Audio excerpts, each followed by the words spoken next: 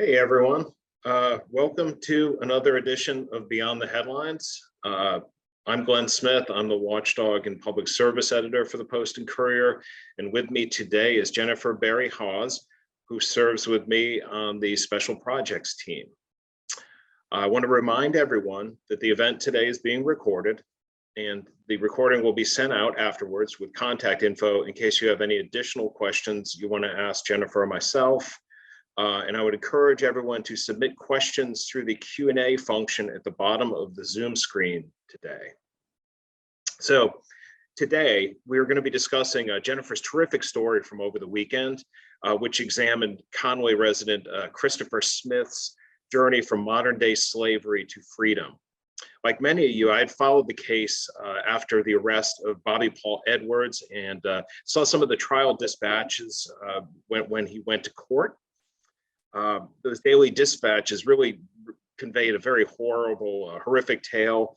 But I always thought there was really more to this story, and it turns out there was a lot more to the story, and Jennifer found it. So Jennifer, I wanted to know what drew you to this story in the first place, and why did you think it would make such a compelling piece of narrative nonfiction? Well, and thanks to everyone who's listening. Yeah, I like you. I watched it from afar, and I just thought that there was a really fascinating story in what happened to Chris. Obviously, it was a terrible, terrible story. Um, Really, for me, just one that was hard to forget. I always kind of nagged at me. I always thought, how does somebody wind up in a situation like that? Glenn, you and I both worked on a series a few years ago about domestic violence. And I kind of wondered, was it a similar kind of thing where you have somebody who gets slowly pulled into this terrible situation until he or she feels they can't escape? So it was just a story that kind of tugged at me. And, over the years of reporting, I've just learned that when you go back to stories that were big breaking news stories and you look back at them later, you can really learn some important lessons. You'll have access to information that you often don't have when the story's breaking. There's lessons learned that you can take a look at. So I like to wait and then go back and take a look at them and see if there's something more there. And in this case, there obviously was. Once the case wrapped up, we were able to get access to a lot of documents, witness statements, all kinds of things that really painted a much different picture. I also didn't realize when the story was breaking just how close this restaurant was to the county courthouse and who was coming into the restaurant and frequenting it, and the amount of interaction between Bobby Edwards and police and the number of his family members who worked for law enforcement, that sort of thing. So there were obviously other elements of this that to me were super interesting and could make for a deeper dive kind of story. Yeah, so you've really kind of made a name for yourself, Jen, with these deeply reported long form narrative stories. Can you tell us a little bit about your process? What do you need in terms of interviews or documents or et cetera, to build this sort of long form narrative? And how do you begin assembling pieces in this instance? Well, number one, you need details, because if you're going to write a story that is going to read for someone like you think of fiction is unfolding, you really need a lot of detail to be able to bring that home. And you also need access to the key players. And in this case, since it happened a number of years ago, or at least when Chris was rescued was a number of years ago, 2014, I wasn't going to be there to witness these events. So having access to detailed information is critical, and it was in this story. So I began with looking through just the court record. There was obviously a criminal case involved.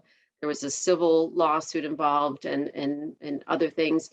So I began looking through the court record and then filed Freedom of Information Act requests from a number of agencies that were involved in investigating and prosecuting the case. And from there, I was able to really get much more of the detail that to me created a story that was really fascinating. For instance, more detail about the day Chris was rescued. That's just so pivotal to be able to recreate that was an absolute necessity. And the records were really detailed. The DSS workers and the SLED agents and others who were involved wrote detailed reports that were super helpful.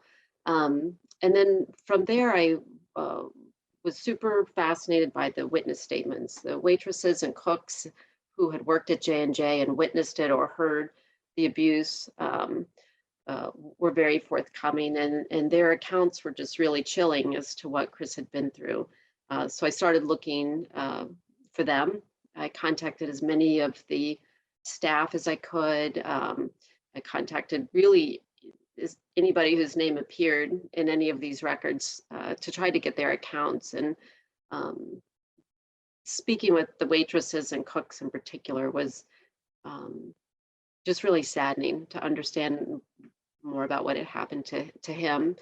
And then finally wanted to talk to Chris and his family.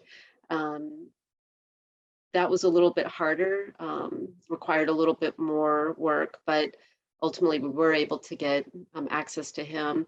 And also one other I would mention is the woman who was responsible for Chris's rescue, the woman who was really persistent in contacting authorities to get help for him.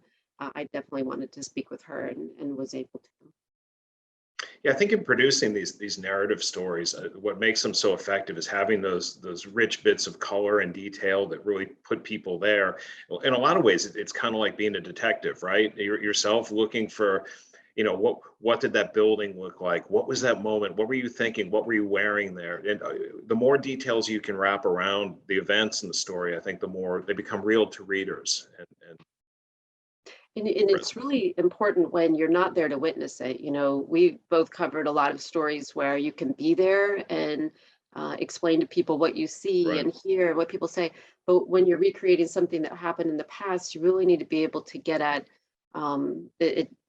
it's extra hard to get at those details. And one thing that the public records were really useful for and the witness statements was to get people's accounts while this was fresh. I think the closer you can get to people's initial memories, we all, when we look back at something, can remember it a little different. And having these really detailed witness statements was really helpful. And obviously, so Chris becomes, he's the central character in this, and it's pivotal to know what's going on in his mind and where he is now. The thing is, so he had spoken, I know he gave a statement in court or answered a few questions, and he talked to reporters briefly outside court hearings, but I don't think there'd ever been an in-depth interview with him or an instance where he invited a journalist inside his home to see what his life looks like. And looking at what he went through and how he had been exploited and persecuted over the years, how do you go about building that trust, I guess, with the subject that you're there to do right by them and to tell their story properly? I do that with a lot of caution because, I've written a lot of stories about people who've been through really traumatic things, and I never want to be part of the problem. I'm not somebody who's going to go, hide in their bushes or ambush them outside their house or something. So what has worked for me, because I've been in this area for a long time, is to find somebody who knows me and has worked with me and essentially will vouch for the kind of job I try to do and the way I try to interact with people. And in this case, there were a few. I covered the Emmanuel AME Church shooting extensively.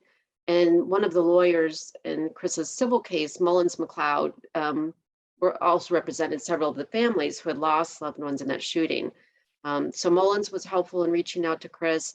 And so was a woman named Clarissa Whaley, who's a federal victim advocate who was involved with Chris, but also was involved with the Emmanuel victims' families during Dylan Ripp's trial. And Clarissa is just a real class act who cares really deeply about the people she works with. And so I spoke with her and explained what I was trying to do. And she also was helpful in sort of making that initial ask. You always want to be, for me anyway, as sensitive about that as possible, because I really don't want to pick up the phone and cold call somebody because you don't know where they are in their, in their healing and what's going on in their life at the moment. So once they both helped me to reach out to Chris and his family, um, I went and talked to Chris where he works, and he was actually very relaxed and I think at that point very ready to talk about what he had been through. You know, been a few years since he'd seen Bobby in court, and he felt much safer with Bobby in prison. So we went to see him at his workplace, and it was really great to see him in that environment and see him happier and cared about by the people he worked for. And then our photographer Andrew Whitaker went with Chris and hung out with him at his home and followed him going to work and all that sort of thing. And so we were able to provide that, hopefully, for readers, really human look at Chris and how he's doing today, which I thought was important. For sure. So this story is full of so many just startling, shocking moments. One thing that really stopped me in my tracks as I was reading it for the first time and editing it, we got to that section where they're rescuing Chris. The DSS workers are there and some police officers, and as he's leaving this place where he's gone through this, again, horrific ordeal, this one police officer says, "Who's going to fry the chicken now?" And that just stopped me in my track. I mean, what a statement, right? I know one of our readers wrote in for this today and was wondering, do we know anything about that officer, like who that was, or what might have happened to them as a result of that?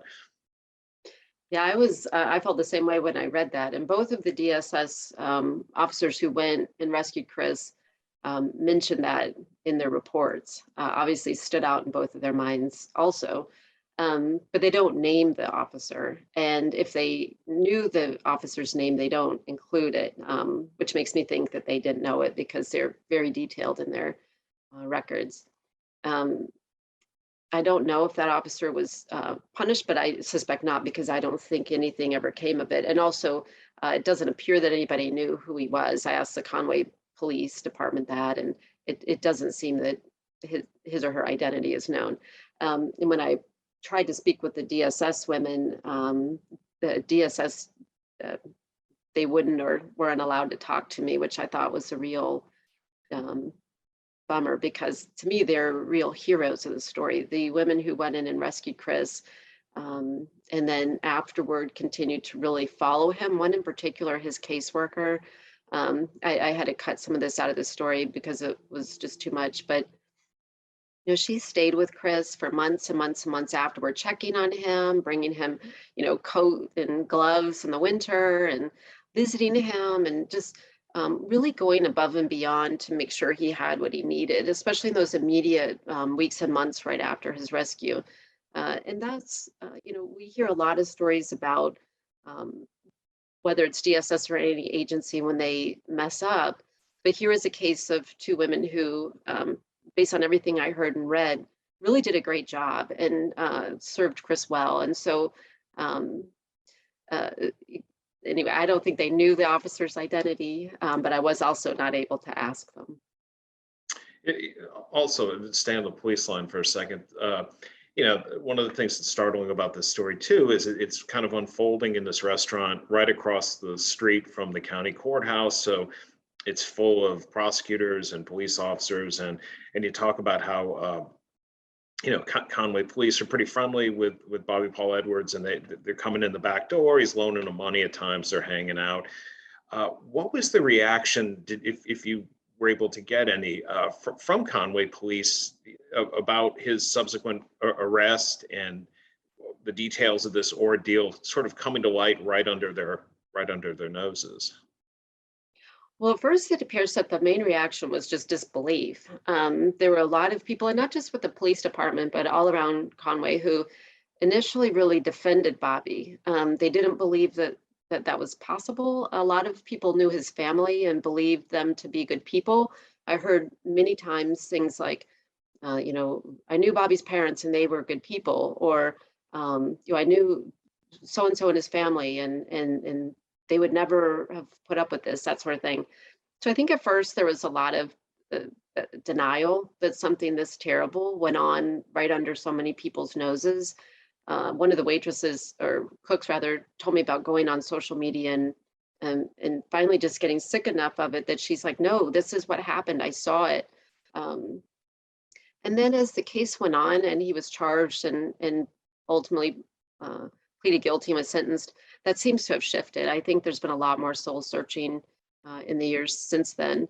Um, One of the more interesting conversations I had was with Conway's former police chief, who was chief at the time.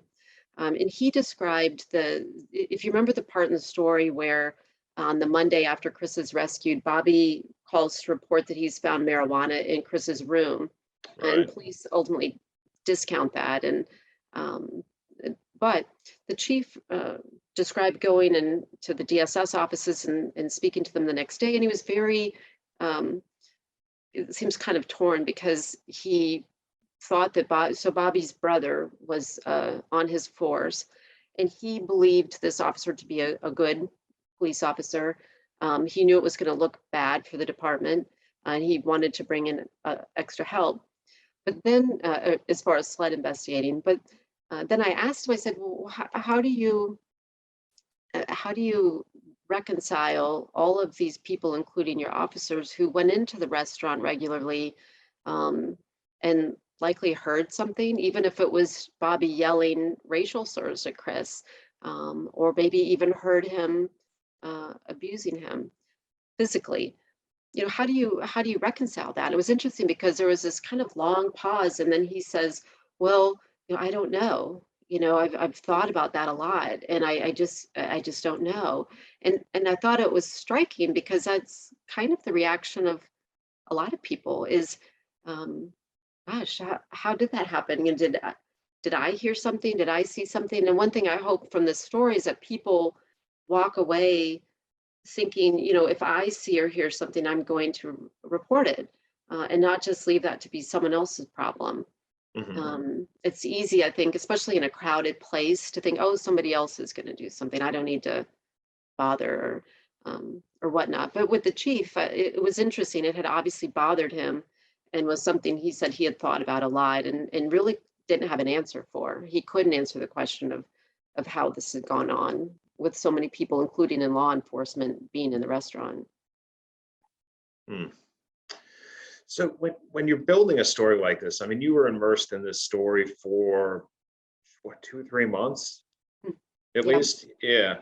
So you gather all these details, you gather all these documents, you're talking to all these people, and you end up with this massive amount of information and sort of a finite amount of space in the newspaper to present it. Although it was a good long story.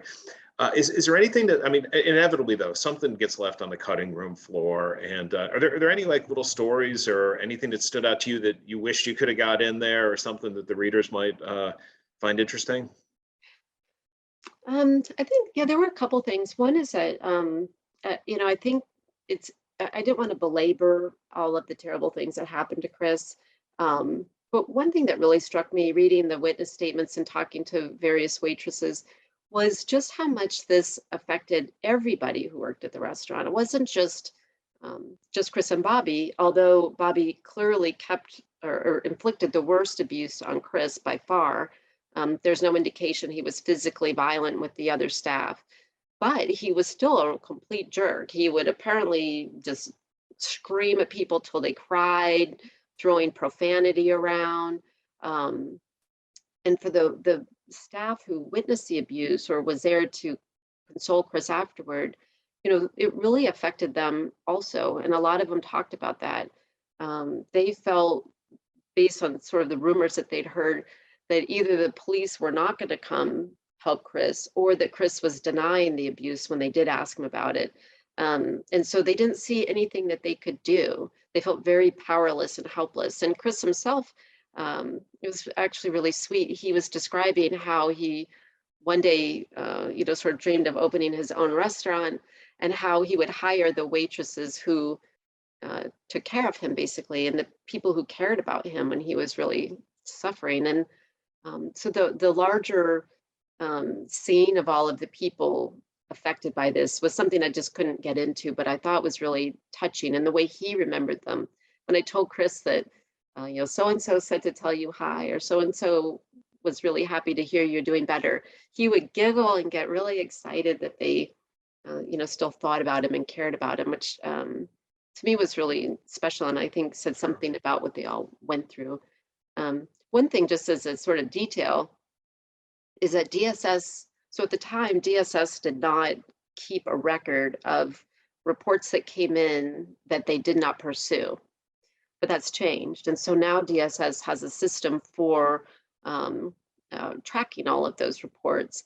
And so they can see better, if there's policy decisions that need to be changed, or if they are having, if there are particular people involved in cases that need other training and whatnot. So their system is much more comprehensive now. I didn't really have a way to get into that into the story. Same thing with the prosecutor who initially charged Bobby just with assault. He described going to training later and learning about labor trafficking and how he, if the feds hadn't pursued the charge, he was going to. So also there are improvements out there as far as understanding what labor trafficking is. And so those kinds of details I really wasn't able to get into. The story would have been even longer, but interesting nonetheless. Yeah, for those joining us late, we're talking about, we're here with Jennifer Berry Hawes talking about her story over the weekend about a Conway man named Christopher Smith who went through years of modern day slavery, working in a restaurant up there, and how he escaped and journeyed on to freedom.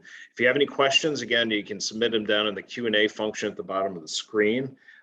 You just alluded to this, Jen.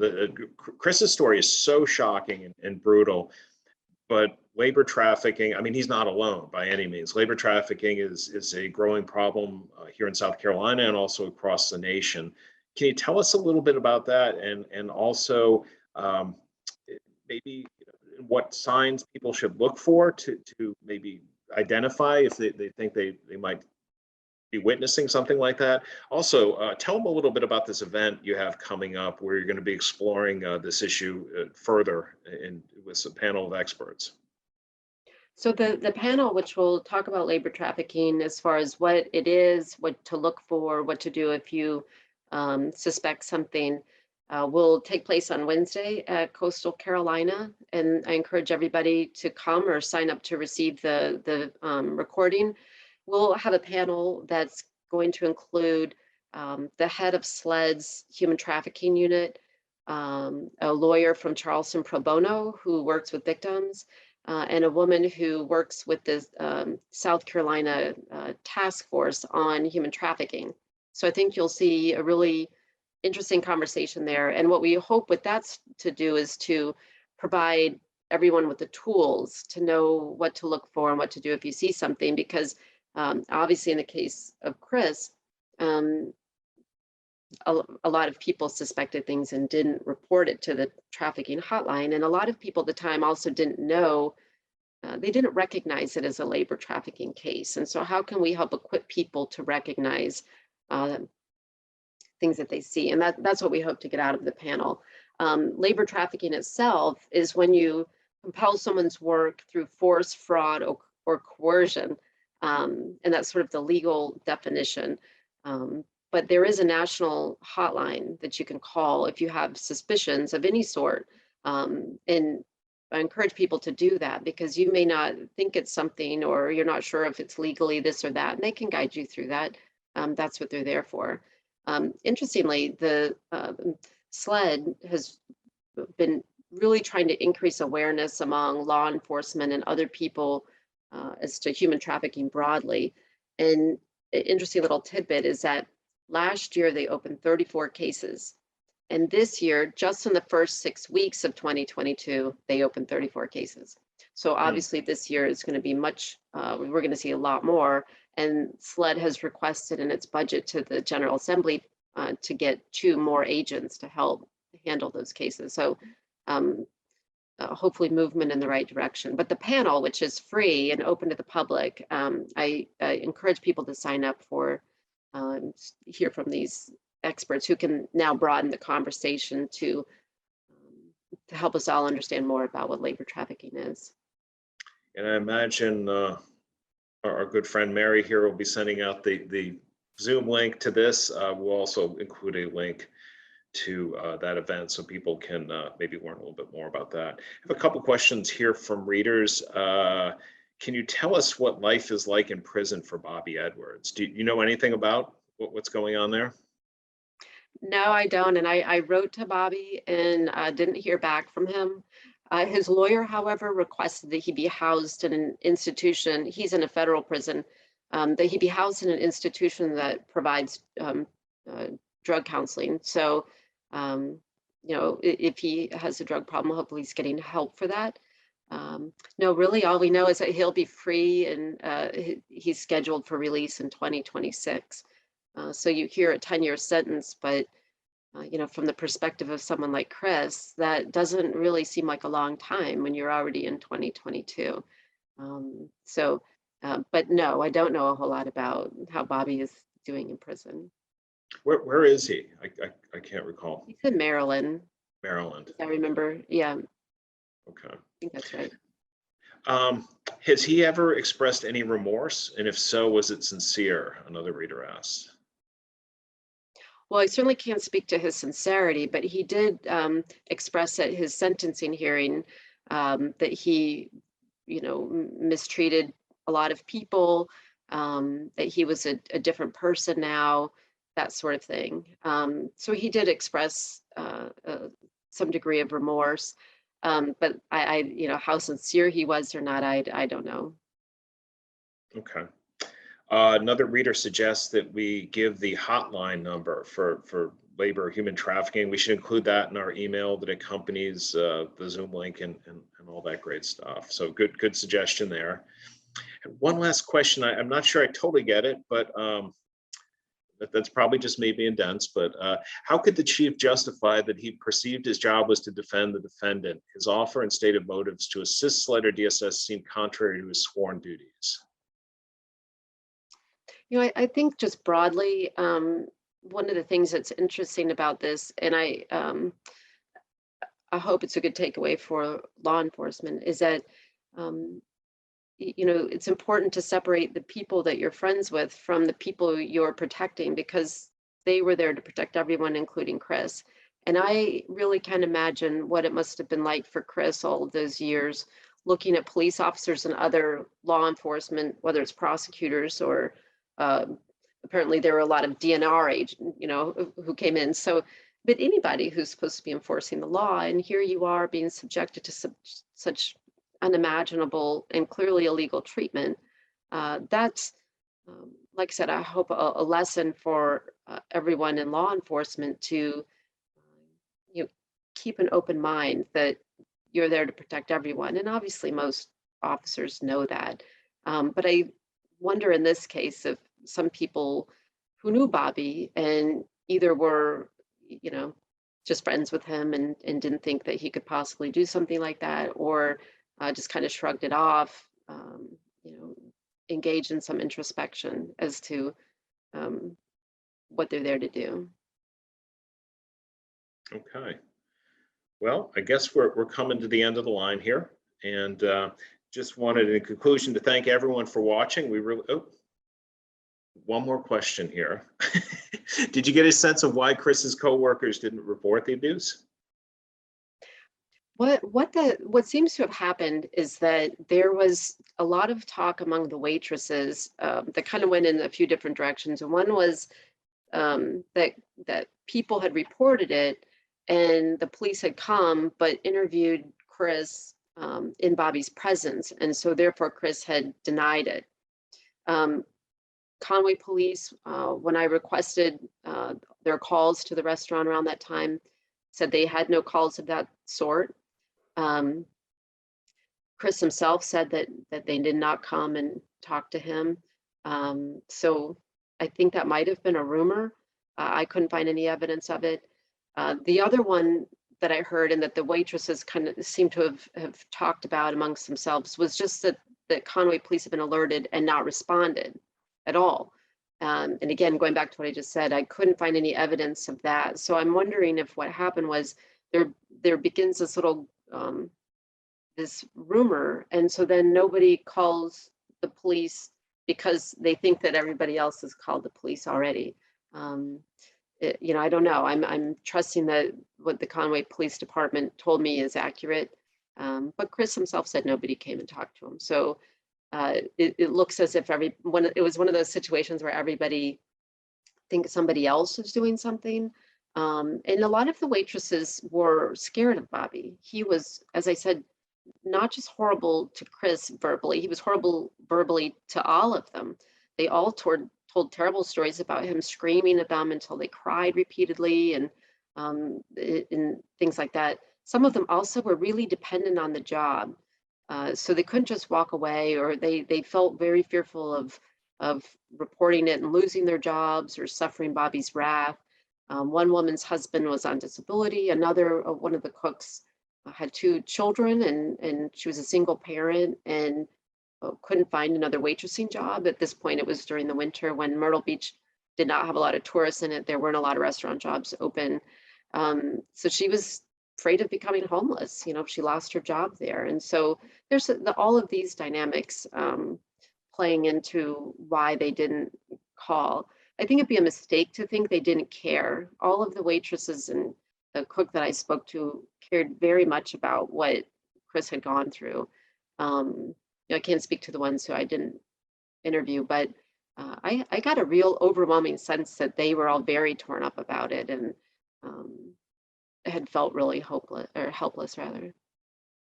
Okay, we got time for one last question here. Reader says, in my experience, when stories like this are published, there's often a community clamming up, also a torrent of backlash from folks in the community who cannot believe what's been published. It's especially true in smaller communities. Was there much of that for you or the newspaper? If you're asking as far as after the story published, I have not heard any of that. I kind of wondered, but I've spoken to a number of the people that I interviewed and included who are pretty prominent in the story and haven't heard anything like that. I'm hoping that, at this point, being several years out, that people in Conway are hopefully more ready to, same with what I was saying about the police, just to be introspective about what happened and try to learn everything they can about human trafficking to help prevent it. But you're right, that is often what happens. And so my hat is always off to people who are willing to step up and be interviewed and honest about what they witnessed or went through or saw, or whatnot. Because in a small town, you're not just fading into the background. But anyway, to answer your question, I have not heard about anything like that, which isn't to say it hasn't happened, but nobody's mentioned it to me, or I haven't heard about it. That's good. Okay, I want to thank everyone for watching. Remember, you can sign up for any of our free newsletters at postandcourier.com/newsletter-sign-up. If you're a subscriber, we'd like to say thank you very, very much. If you're not a subscriber, you can sign up at postandcourier.com/subscribe. Really appreciate you all staying with us through this. Thank you, Jennifer, for taking the time out to tell us, give us great insights on your story. And we will see you next time.